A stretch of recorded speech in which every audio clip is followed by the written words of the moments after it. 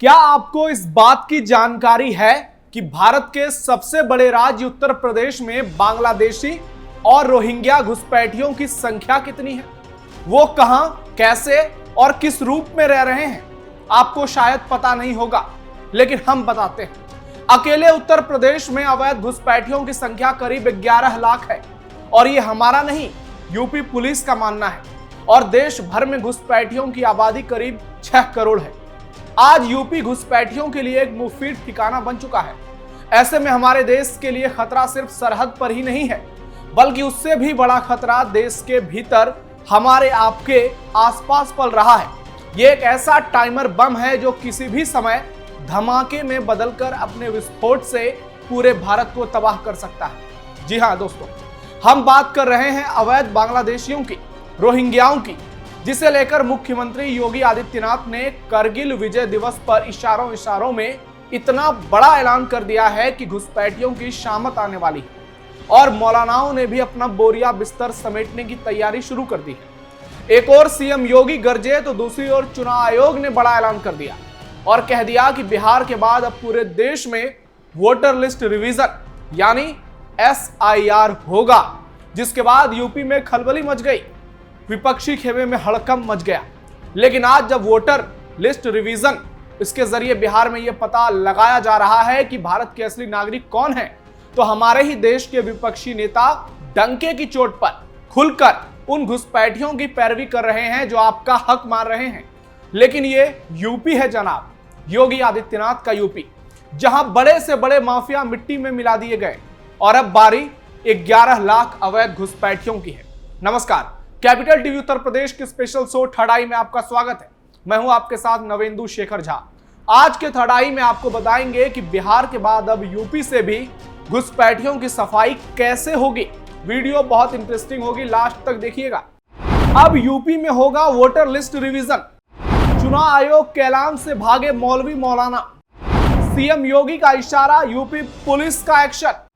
11 लाख अवैध घुसपैठिए यूपी से बाहर। आज भारत में घुसपैठियों की संख्या इतनी ज्यादा हो चुकी है कि अनुमान लगाए जा रहे हैं कि यह 6 करोड़ तक पहुंच गया है और यूपी में 11 लाख। प्रदेश का शायद ही कोई जिला ऐसा बचा है जहां इस वक्त बांग्लादेशी घुसपैठिए मौजूद नहीं है। राजधानी लखनऊ में ही इनकी 1-2 नहीं बल्कि 50,000 से भी ज्यादा की संख्या है।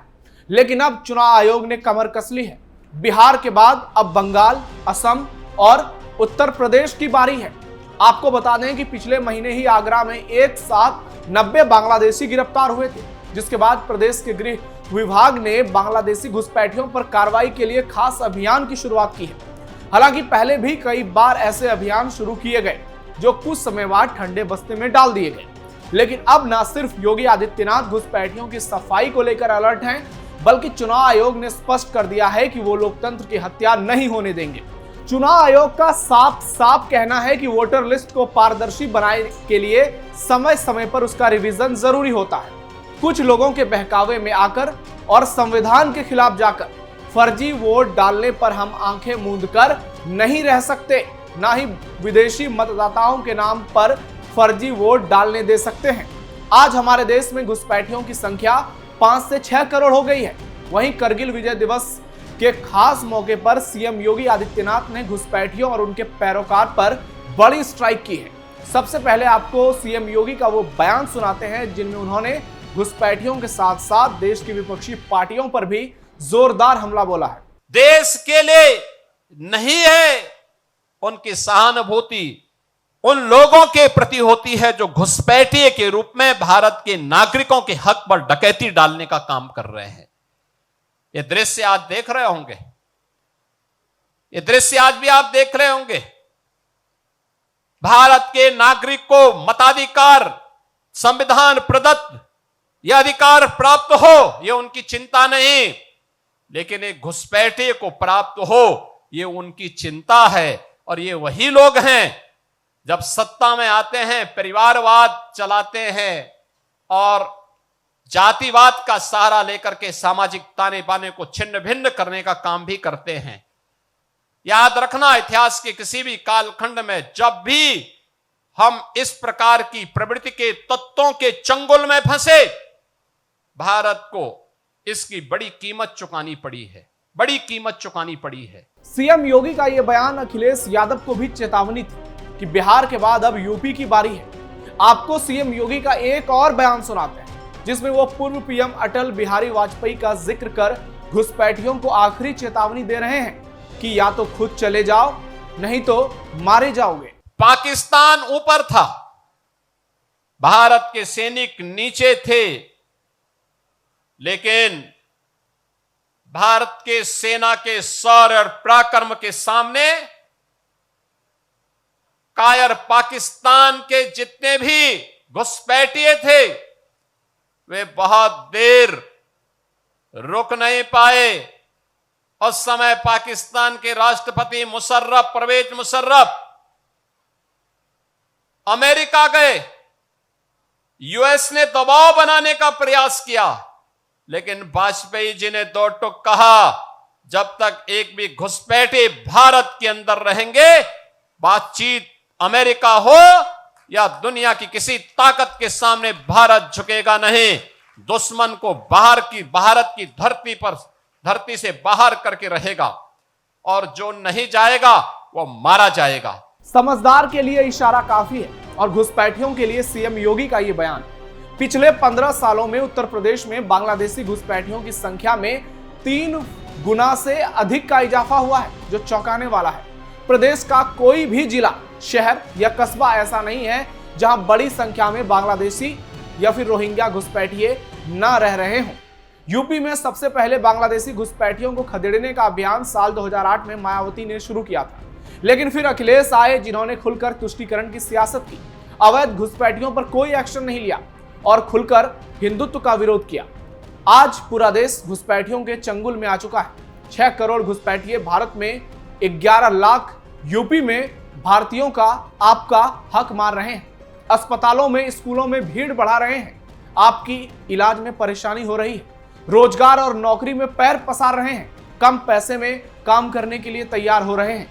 हिंदुओं के तीर्थ स्थल पर तिलक लगाकर, कलावा बांधकर, फूल माला बेचकर कारोबार कर रहे हैं और बम्पर कमाई भी। साथ ही लव जिहाद का षड्यंत्र भी रच रहे हैं। हिंदू बहन बेटियों का धर्मांतरण करा रहे हैं और उनकी जिंदगी बर्बाद। भारत की पूरी डेमोग्राफी बदल रही है। दिल्ली के कई इलाके मुस्लिम बहुल हो चुके हैं। नोएडा के भी कुछ इलाके इसमें शामिल हैं। यही हाल पश्चिम बंगाल, केरल, असम और झारखंड का है। झारखंड, बंगाल और केरल में तो शुक्रवार की छुट्टी कई जगहों पर शुरू हो गई है। कई जगहों पर ज्यादा मुसलमान होने के चलते हिंदुओं को खुलेआम पूजा पाठ करने से रोका जा रहा है। आज रामनवमी में हर जगह पत्थरबाजी होती है, जिसमें घुसपैठिए और उनकी भारत को इस्लामिक स्टेट बनाने की सोच शामिल होती है। असम में 2041 तक मुस्लिम आबादी 50% हो जाएगी, यह कहना है असम के सीएम हिमंता बिस्वा शर्मा का, जिसमें बड़ी संख्या घुसपैठियों की है। कहा जा रहा है कि असम में सिर्फ 3% मुसलमान असली मुसलमान हैं और इसलिए देश भर में वोटर लिस्ट रिवीजन की प्रक्रिया यानी SIR कराया जा रहा है, ताकि सब कुछ साफ हो जाए। इसे लेकर पीएम मोदी ने भी पश्चिम बंगाल के दुर्गापुर से बड़ी घोषणा की। सुनिए। लेकिन मैं दुर्गापुर की धरती से साफ साफ कह दूं, जो भारत का नागरिक नहीं है, फिर से सुन लीजिए, जो भारत का नागरिक नहीं है, जो घुसपैठ करके आया है, उसके साथ भारत के संविधान के तहत न्याय सम्मत कार्रवाई होती रहेगी। जब देश में एक एक वोट की अहमियत हो, तब वोटर लिस्ट में घुसपैठियों की भरमार किसके इशारे पर हुई? कौन थे वो गद्दार जो चंद पैसों के लिए बांग्लादेश के मौलानाओं, कट्टरपंथियों और घुसपैठियों को हमारे लोकतंत्र में पिछले दरवाजे से दाखिल करवा रहे थे? कौन था जो ये आश्वासन दे रहा था कि तुम बस तैयारी करो, मैं वोटर लिस्ट, राशन कार्ड, आधार कार्ड बनवा दूंगा?